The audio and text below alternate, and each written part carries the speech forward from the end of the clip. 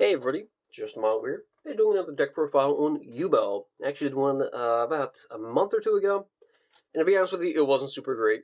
However, I'm back and I actually have a better deck list. I'm playing a bit of an Unchained core with this. I'm also not playing the Fiendsmith stuff just because it's a bit too expensive and out of my price range. Starting off, we're of course only 2 copies of Yubel, as well as the 1 of Terra Incarnate and the 3 Spirit. This is pretty much your Yubel lineup. I really don't recommend playing Ultimate Nightmare, because it's not great and you almost never go into it. I just really don't think it's worth it. You're also, of course, going to be running your 3 Lotus. This is your play starter and pretty much what starts your combos and everything. Very important card. Also, again, revives itself, so it can be maintenance calls for Yubel. It also can be a monster negate if you happen to control Yubel. Pretty cool. We're also on 2 copies of Squirmer. I was playing 3. You really only need 2 in my opinion. I don't think 3 is great. We're also on 1 copy of Geistgrinder Golem, a card that only pure Yubel players play. This card's pretty cool because obviously it's searchable because it mentions a Yubel. But you can actually special it from your hand to your opponent's side of the field by revealing a Yubel monster, which will either be Yubel, Terra Incarnate, Nightmare, or the Spirit. Special to your opponent's side of the field, and if it was Yubel or Spirit, you can special that card to your field. And Geistgrinder Golem also has the effect of, if it happens to do battle with a Yubel monster, your opponent actually gains 3k life points, which, since it's owned by your opponent, would be meaning that you get those life points. It's pretty cool because it does, gives you life points and time, and it's also something big and beefy to attack into to give your opponent, which I quite like. Moving on, for the Fiend Engine, it's pretty simple, just 3 Dark Beckoning Beasts and the 1 Shavara. I tested out the Shayama, which is the Water Dog for Unchained. Wasn't super into it. I don't recommend it. It's not great, really. Hand traps, we're on 3 Ash, 3 Mourner, 3 Talents, and then 3 Imperm. Really like these ratios. I'm a big fan of the 12 hand trap slots in this deck. I think my favorites were Mourner and Talents. Mourner obviously can stop special effects, but it's also can burn for time as well, which is great. So it kind of forces your opponents to think about what they want to do. Also, just getting you a little closer to lethal, because sometimes your opponent just doesn't have enough to set up to get lethal. This just gets you a little closer. Talents, I really like Talents. Pretty much every time I saw this card at locals, it was pretty much just a hand rip. Really great impact. Great card, I love it. You can pretty much play anything in those 12 flex spots. That's just like what I like to play. Spell traps, we're on 3 Throne, play starter, unsearchable too. We're also on 2 Pain. You don't need 2 Pain. It also technically is a play starter if you happen to draw any other Fiend. Being as you can destroy that Fiend in your hand and then search Lotus. We're also on Mature Chronicle. This card gains a counter every time a Yubel monster or a monster that mentions Yubel is special to the field. You can remove 1 counter to revive the OG Yubel from your grave, or remove 2 counters to return a banished monster back to the deck. Usually you're going to recycle something like Phantom that happens to be banished, or a Yama. Pretty much that's what we're picking. Also a couple other things as well, but we really honestly don't use those effects, as it's just not great. We also aren't playing Super Poly. I tried it out a lot. I really wanted Super Poly to work with this deck, but it just doesn't, in my opinion. I don't think it's really needed. It's just another brick, and we're almost never really going to be removing 5 counters to get Super Poly. It's just not worth it. I feel like there's better things that we could be playing. We're also on a copy of Opening of Spirit Gates, obviously. 1 for 1, Terraforming, Prosby, Called By, and then the 1 Escape from the Unchained. I actually was playing the Chamber of the Unchained, and I was not super into it, and I think it was a great card. I think Escape is really good just because you can pop your own Unchained monster and a card in the field, so you can also pop your own Yubels as well. I think it's much more flexible than the Chamber. Moving on to the extra deck, Or, of course, only 3 copies of Phantom of Yubel. We finally have one of those ultimate rares, which honestly doesn't look terrible in person. Looks a little weird, though, just because the hand has no holographic foiling. If you're on the fence, I'm telling you now, play 3 Phantom. Don't play 2. Like, if you're on a budget, yeah, play 2. But 3 Phantom is where it's at. This card saved my ass so many times. Obviously, the effect to change an effect to destroy a Yubel monster, that's once per turn. However, you can special summon this thing as many times as you want, pretty much. There's no once per turn summon on it, which is crazy. I'm telling you, you will cycle through these cards like crazy. They're amazing.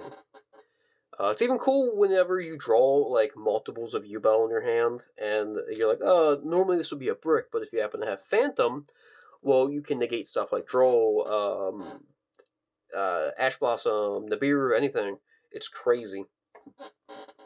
In fact, I think one game I negated Nibiru Liner like 2-3 times with just Phantom, which is crazy. We're also on one copy of Varadros to bring our end times. This card actually isn't in Master Duel, and this card is fucking nuts. Just take 2 level 10 monsters, and you can detach a material to negate an effect. So you can actually negate board breakers, which is cool, because this deck does lose the board breakers. However, Varadros just makes it to where you don't. It also has another thing that if you happen to negate with that, you can also detach a second material to destroy a card in the field. So either your opponent's or pop your own U-Bells and stuff like that. Really flexible guy, just amazing card. Also, one copy of Typhon. I think Typhon's neat. I didn't go into Typhon during tournament, but he does come up sometimes. He came up a lot in testing and all that. It comes up in Master Duel a decent amount. So I figure throw him in. It does come up occasionally. It's neat. We're only one copy of Yama, the one Rage, the one Anguish. I'm going to be honest, I almost never go into Anguish. We also are playing the one Abominable. The only reason why we're playing Abominable is because it's got 3k attack. And this is a beater technically, which is something that we kind of lack. Because we kind of depend on our opponent setting up like a big field to attack into. And sometimes the opponent just doesn't do that shit, so we're gonna make our own big beaters. We're also on the one copy of Battle Mirage. This is pretty much here just to... sometimes you need to make Little Knight. We're also playing Little Knight, by the way. Sometimes you want to make Little Knight so you can use your normal summoned Dark Beckoning Beast to go into Alamirage, then go into Little Knight, which is cool to get that extra effect from Little. We're also on the one Muckraker. Muckraker actually was nuts on Friday during tournament. I went to it twice. We had 5 rounds. First was like stop like a Mirror Force like card. I don't know what it was, but it would destroy all attack position monsters. It was like some weird water trap or some shit. But this thing saved my ass. Won the game. And then another time, it was something else. I can't remember what it was, but pretty much they're both board nukes. And this thing saved me, which is cool. Also, on the one copy of Phoenix. It didn't come up at all during tournament, but it comes up occasionally, which is neat. I'm also on one copy of Access. This is a new edition. I didn't have this in tournament. This is added literally after that. This is pretty much just like the OTK again, because same reason why we're playing Abomination or whatever it's called. Just another way to get more damage out. And we're also, of course, only one Goddess. I'm gonna be honest, I have never once went to Goddess, not a single time. I don't think it's come up at all during testing. It's pretty much just here just because it gets rid of like a cheese card. It's 3k and a Fiend. Pretty much the only reason why I roll it. For the side deck, my side deck's a little weird just because I'm playing 3 Jizukuri, the Star Destroying Kaiju. I actually don't have a second or a third copy, so I'm playing one copy of Doggoran. But the reason why we're on the beefy Kaijus is because we want to attack into something beefy. So we're playing the strongest Kaijus to give to our opponent. Distribute something that's like weak to theirs or whatever, or like an annoying card they have, get this thing out, and then attack into it. It's pretty much what the dealio here is. I'm on 2 nib, didn't come up during tournaments. Triple talents, that's thrust. Triple thrust came up during side decking a lot, just to grab a lot of my micro engine. Which will be Duster, the 2 Lightnings, the 2 Dark Rollers, the Evenly, and the D-Barrier. D-Barrier was specifically for, I think it was 10 pies, the reason why I decided this thing in, why I put it in. This thing's pretty interesting. I mean, not for my opponent, but for me. But yeah, in my opinion, like, this talents package is very generic. It's pretty much what I throw in every fucking deck, pretty much. So it's nothing crazy there. It works pretty much for almost any deck. Uh, Dimension Barrier only really works against like certain decks. So like if you don't want to end on Varados, you can call XZs. You can call Pens, Synchros pretty easily. But yeah, you don't really want to call Fusions because you're on Fusions, of course, with Phantom. But yeah, I'll show off a combo real quick. It's pretty simple, nothing crazy here. Base combo is pretty much Lotus or a way to get to Lotus. We're of course playing the 3 Lotus. We're also on the 3 Throne. The 2 Pain. The 1-for-1 Terra Prospe. So we're playing quite a bit of the starters. Of course, we're on 3, 6, 9, 10, 11. You can play a couple more copies with Rise Map or whatever it's called. I don't think it's super great nor needed just because I think that these starters are enough already. With these starters, I did not brick really. I had, I think, like 1 or 2 games that I bricked or whatever, but it wasn't like... my opponent just couldn't end the game enough, so I could spin it around pretty much. But with these ratios, I think you're pretty much fine. I don't think you need additional shit. Combo pretty much is your normal summon, your Lotus, Lotus effect, tribute is cost. That grabs you your Spirit to the field.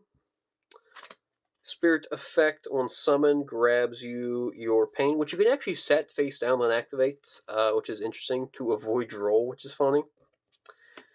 Pain destroy Spirit, that grabs you your Squirmer. Spirit effect, summon Yubel from deck. Squirmer summon, destroy Yubel. Yubel activate, which summons Terror Incarnate from deck. There's a bunch of different things you can do here, but pretty much what I usually do is use these two to go into a copy of Yama, and then Yama summons me back, or Yama searches my Shavara. Shavara, destroy Yama, special. Swarmer Engrave, banish, summon Yubel. Link those 2 off for Rage. Shavara Engrave sets Escape. And pretty much you can just do anything else from here. This is the absolute bare minimum. I'm going to be honest with you. I don't think I ever actually did the bare minimum here. You, of course, can also summon your Phantoms at any point, which is pretty neat. So we'll do that now, I guess. I do like to keep a Lotus and at least 1 Yubel that's level 10 engraved, just so that way I have something for later. If I have to end with Yubel, I can get Lotus out to, be the cost or whatever of it. Yeah, it's pretty much it. It's a very simple combo that goes a long way. Tons of different branching paths. Again, really interesting. Big fan of this deck, and I'd definitely would like to play it some more and do some more deck lists about it. It's a great deck. It's fairly cheap now, being about, I want to say, like, $200 about for a Yubel deck, which is very fair, to be honest with you. I think it's a very reasonable price. Probably a bit more with stuff like Fuoros and your Fiendsmith engine. But yeah, just for the base Yubel stuff, it's about 200, which is pretty reasonable in my opinion. Anyway, thanks for watching. Yeet.